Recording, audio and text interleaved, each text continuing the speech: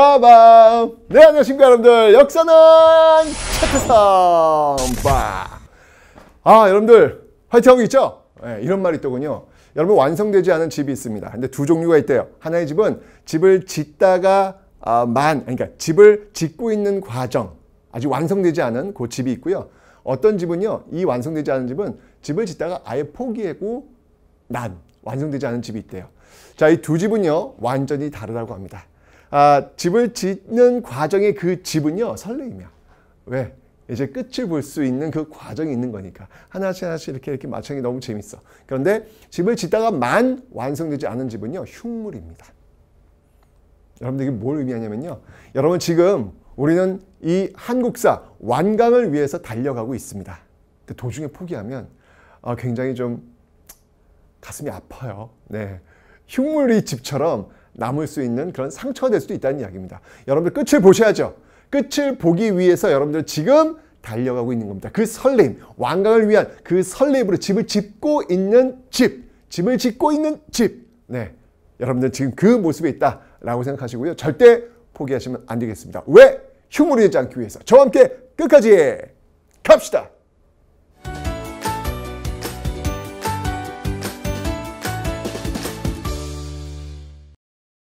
자, 이제 고려의 외교 한번 살펴볼 텐데요. 정말 고려란 나라, 고려 500년의 나라 공부하면 할수록 정말 자랑스러워요.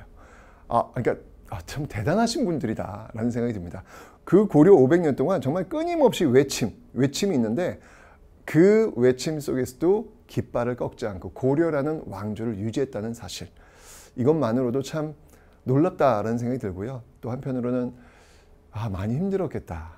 진짜 내가 이 시기에 태어나지 않은 게 얼마나 감사한지. 여러분들 그 500년 동안 끊임없이 전쟁이었다고 생각해 보세요. 그거 얼마나 힘든 일입니까? 그죠?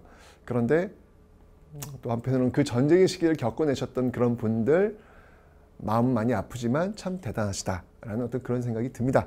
자, 그 외침의 역사. 우리 이 역사에서 정말 이렇게 외침이 많았던 시기는 유일한 시기라고 볼 수 있거든요. 그럼에도 불구하고 꿋꿋이 고려라는 깃발을 세웠던 고려. 지금부터 한번 살펴보도록 하죠. 자, 제가 지금 이렇게 요 나라들을 한번 좀 설명을 좀 드렸는데요. 이게 지금 보면 요와의 그 관계 속, 이게 거란이 세운 나라예요. 이게 이제 언제였냐면 10세기, 그다음에 11세기. 그 요와 관련이 있겠습니다. 네, 그리고요 금관은요 12세기. 이거는 이제 12세기. 그리고 원나라와는 13세기. 그리고 이제 또 14세기에는 홍건적과 왜구. 진짜 요건 또 이제 14세기.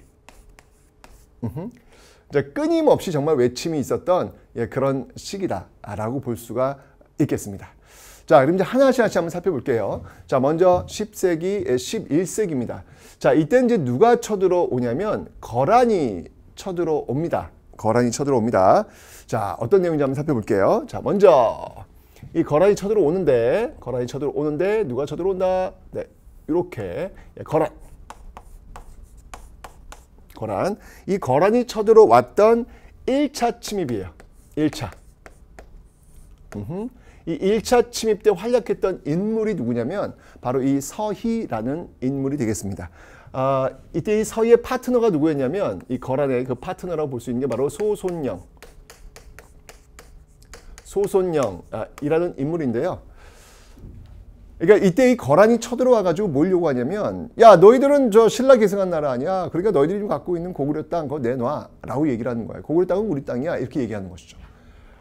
이러면서 지금 막 압박 들어오는 거예요. 그러니까 이제 이때 있었던 그 신하들이 그래, 그럼 할지라 그래요. 할지론이 뭐냐면 그들이 원하는 땅을 그냥 좀 떼어주고 그냥 평화를 유지하자라는 어떤 그런 주장들이 나옵니다. 근데 이때 이 서희란 분이 벌떡 일어나서 이런 이야기를 해요. 지금 뭐 하는 거냐? 아니, 어떻게 지금 외적이 쳐들어왔는데 그들과 한번 싸워보지도 않고 이야기해보지도 않고 어떻게 그들이 요구하는 땅을 그대로 내줄 수가 있단 말이냐? 만약 우리가 이렇게 결정한다면 우리 뒤의 후손들이 우리를 어떻게 평가하겠는가라는 이야기를 해요. 전 정말 이게 굉장히 감동이라는 생각이 듭니다. 왜냐하면 이 서희란 분은요, 역사가 무엇인지를 알고 계신 분이에요. 역사 앞에서 자신을 세울 수 있었던 사람. 우리가 이런 평가를 내렸을 때 역사가 어떻게 평가할 것인지 부끄러운 줄 알아야지 라고 이야기할 수 있는 사람. 여러분들, 역사 앞에서 자신을 세울 수 있는 사람과 역사 앞에서 자신을 세우지 못하는 사람의 결과는요, 정말 큰 차이가 납니다. 역사를 두려워할 줄 알고 역사를 이해할 수 있는 사람과 그렇지 못한 사람의 결과는 정말 큰 차이가 납니다. 서희가 아마 그런 분이었던 것 같아요. 역사 앞에서 부끄러운 줄 알아야 된다. 우리가 이거 어떻게 평가될 건데, 내가 한번 그럼 직접 가서 거란 한번 만나보겠다. 원하는 게 뭔지 한번 제대로 한번 들어보겠다. 라고 해서 소손영을 만나서 담판을 짓게 되는 겁니다. 그런데 여러분들, 이 소손영을 대화를 하다 보니까 이런 게 느낀 거예요. 얘들 봐라. 얘들은 지금 우리랑 싸우려는 게 아닌데? 뭐지? 원하는 게 뭐지? 당시 이 거란은요, 지금 이 중국 송나라와 싸워야 되는데 지금 송과 고려가 친하단 말이야. 그런데 지금 전면적으로 지금 송을 쳐들어갔을 때 후방이 비잖아. 근데 만약에 송과 친한 고려가 이 거란의 후방을 치면 위험하단 말이에요. 그러니까 송과의 관계를 좀 빨리 끊어놓고 싶은 마음이 이 거란은 갖고 있었던 것이죠. 이걸 간파한 거야. 이게 본질이구나. 얘네들이 지금 우리랑 싸우려는 게 아니라 지금 우리와 송과의 관계를 끊으려는 게 본질이구나. 라고 해서 이 서희는요, 대담한 제안을 합니다. 우리가 그럼 송과의 관계를 정리할 테니까 지금 너희들 거란 쪽으로 가는 길목에 이 강동 육주 이 지역이 여진족이 지금 있다 보니까 우리가 갈 수가 없다. 위험해서. 이 지역을 우리가 관리하겠다. 이 지역을 내놓으면 너희들 나라와 통교할 수 있겠다. 라는 이야기를 해요. 거란은 가만 들어보니까 지금 빨리 지금 고려와 송의 관계를 정리하는 게 지금 제일 1순위잖아. 근데 그런 제안을 한 거야. 오겠대. 거란이 와서 거란과 친하게 지내겠다는 거예요. 그래? 그래, 알았어. 그럼 가져가.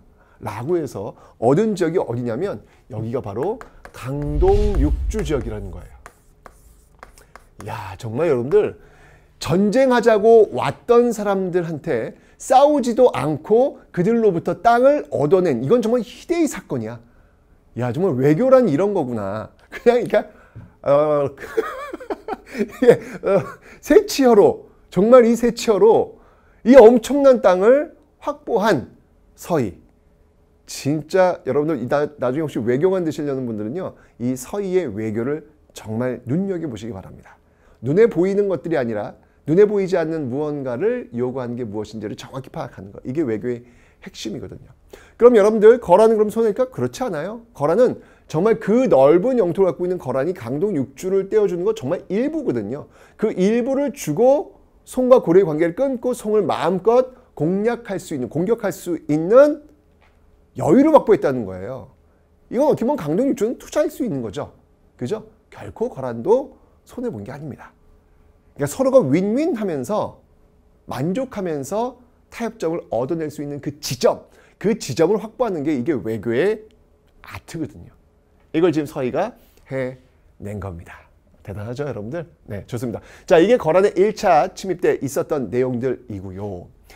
그런데 이제 이게 지금 여기에 그친 게 아니라 이게 고려가 약속을 잘 안 지켜요. 약속을 잘 안 지켜. 거란하고 친하게 지내고 그랬으면 친하게 지내는데 별로 그런 걸 안 해요.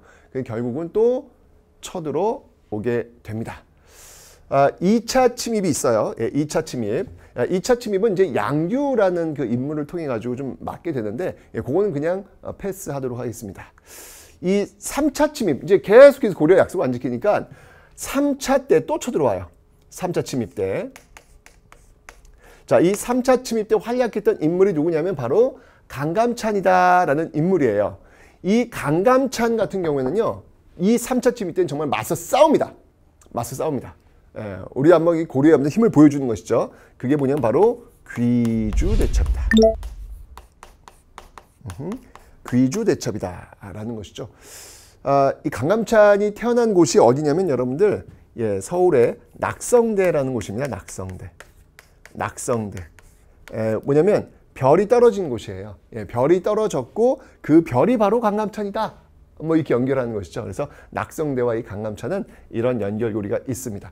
자, 어쨌건 이 예, 거란이 세운 이 요, 이 요와의 어떤 그런 항쟁들이 이렇게 많이 있었지만 끝끝내 고려가 막아냈다. 이러면서 거란, 송, 그리고 고려 어떤 이 삼국의 균형을 잡아냈던 모습들이 바로 있었다. 참 대단하다. 외교력도 뛰어났고 그리고 군사력, 힘도 있었다라는 사실을 우리 고려의 거란 침입 과정 속에서 확인할 수가 있겠습니다. 멋있죠, 여러분들?